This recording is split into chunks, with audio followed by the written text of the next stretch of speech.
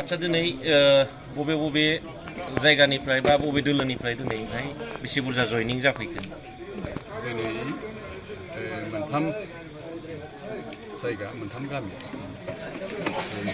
लुंथुन आरो निनालाबापारा बे नाराबारि गामिनिफ्राय गासै 30 जनसो मानसिफ्रा जोंनि दलखौ मोजां मोननानै बा बिजेपि दलखौ मोजां मोननानै आरो जोंनि समाज सिबियारि मनरन्जन ब्रह्म सारखौ मोजां मोननानै बिथांमोना गोसो खुसियै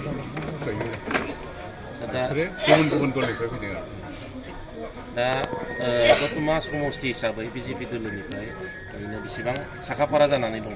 बेथ' जथेस्थ' जाबाय दा जोङो जेरावखि थाङा बुंनो थाङोब्ला दैलि जयनिं दा जागासिनो दङ आरो बर्थमाननि फैगौ समाव जोङो 30,000 25-30,000 भटजों जों देरहागोन। देरहानाया रोखा? एकदम रोखा। Thank you.